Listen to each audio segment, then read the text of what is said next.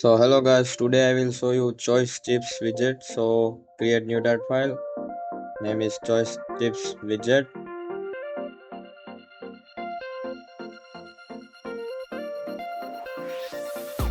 Then create a stateful class, name is ChoiceChips Widget.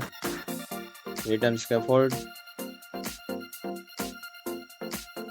In the app bar, first import the library material. Use title text widget, name is ChoiceChips. Text style color is white, background color is blue, center title is true. Okay, run this file in the main.dart. Import library, click on run button, then run the file. The output is a display. Okay, create a one boolean variable is selected is false in the body column. Main axis alignment and center, cross axis alignment will be center. In the children, use ChoiceChips widget. In the label, I will use a text birthday. Selected is a boolean variable underscore selected. Selected color is a blue.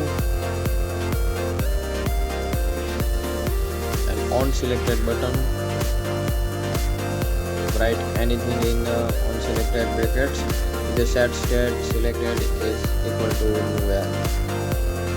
The center widget, wrap with the center, and then the output will be display complete. You can copy and paste to other ChoiceChips. Will be display someone error. Okay,